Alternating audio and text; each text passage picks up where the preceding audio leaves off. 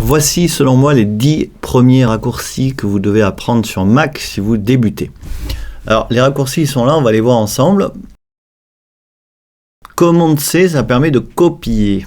Copier un élément, ça marche dans tous les logiciels. Par exemple, ça marche aussi dans du texte. Si vous sélectionnez du texte comme ça avec votre souris, vous appuyez sur commande C. Donc je maintiens commande et j'appuie sur C.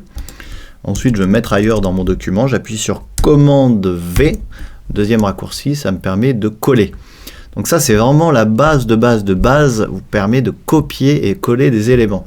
Donc je remonte l'opération, je vais sélectionner cette fois-ci ça. J'appuie sur commande C, je me mets ailleurs, j'appuie sur commande V, et là je colle. D'accord ? Ça marche également avec des fichiers. Par exemple, ici, si je prends ce dossier-là, je fais commande C, je vais le mettre sur mon bureau. Eh bien, je clique sur le bureau ici, j'appuie sur commande V et vous voyez que ça colle l'élément. Donc ça, c'est vraiment les bases à connaître sur Mac. Copier-coller, ça marche encore une fois partout. Ensuite, commande A, ça permet de tout sélectionner. Donc si j'appuie sur commande A, vous voyez que tout mon texte ici est sélectionné. Ça me permet par exemple, encore une fois, de faire commande C, commande V et de le copier. Donc tout sélectionner, encore une fois, ça marche sur Mac. Donc si par exemple vous êtes sur photo, si vous voulez sélectionner toutes vos photos, ça marche aussi. Commande A, vous voyez, ça sélectionne toutes les photos. Je peux ensuite les prendre, les déplacer, les copier, les coller. J'en fais un petit peu ce que je veux.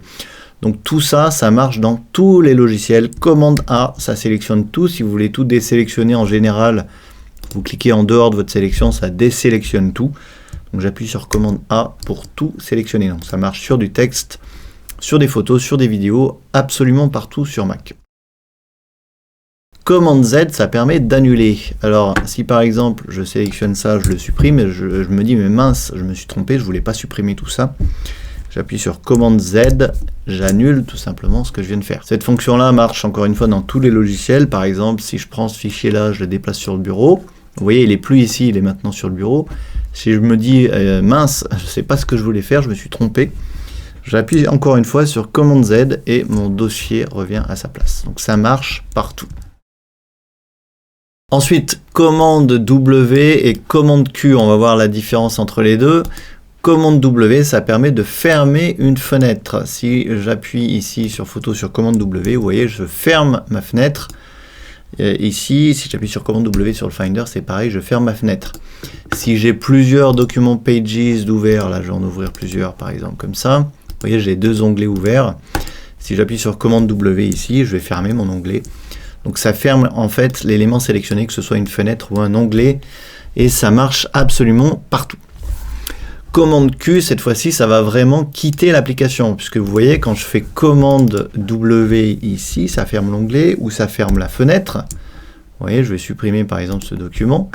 Mais ce qui se passe, c'est que Pages, le logiciel Pages, il est toujours en cours d'exécution, même si je n'ai aucun document ouvert. Vous voyez qu'ici, il est toujours en cours d'exécution, puisque j'ai un petit point noir dessous. Si je fais commande Q ici sur Safari, vous allez voir que le petit point noir va disparaître et Safari, voilà, est complètement quitté et complètement éteint. Vous avez également le raccourci commande S pour sauvegarder vos documents. Donc c'est exactement comme si vous cliquiez ici sur fichier enregistré. Donc commande S, si vous faites ça, que votre document n'est pas encore enregistré, eh bien il va tout simplement vous proposer d'enregistrer votre document et ensuite vous choisissez l'endroit où vous voulez le sauvegarder. Donc commande S pour sauvegarder votre travail en cours, ça marche encore une fois quasiment sur tous les logiciels sur Mac.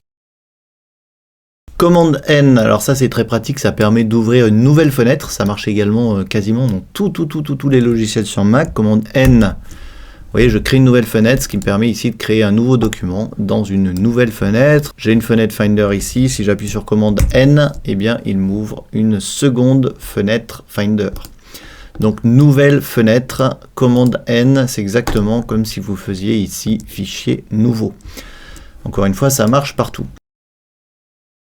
F3, alors pourquoi j'ai mis ce raccourci là? Parce qu'il est quand même très pratique. Si vous appuyez sur F3 sur votre clavier, ça ouvre Mission Control, ce qui vous permet de naviguer de bureau en haut comme ça. Vous appuyez sur F3. Vous avez d'une part toutes les fenêtres qui sont ouvertes qui vont se regrouper ici. Je vais essayer de vous montrer ça. Par exemple, je vais ouvrir plan ici. Vous voyez, là, j'ai 2 logiciels. Et quand on a 2 fenêtres ouvertes en même temps, c'est un petit peu pénible parfois, quand il y en a une qui masque complètement l'autre, d'aller chercher celle qui est dessous. Donc si j'appuie sur F3, eh bien, ça va me permettre de afficher toutes les fenêtres sur ce bureau et de passer de l'une à l'autre.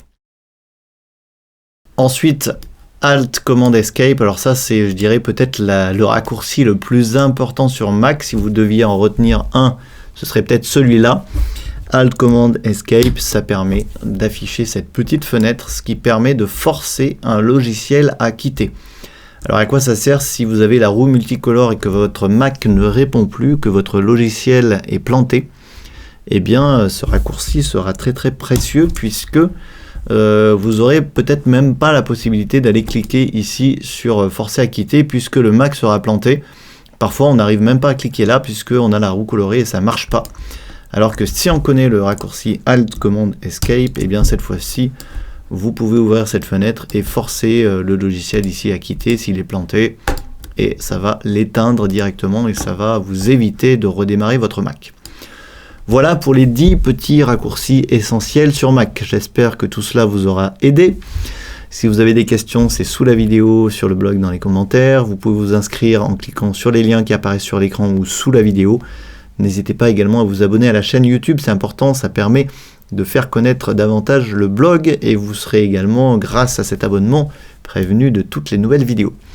Merci et à demain pour la prochaine.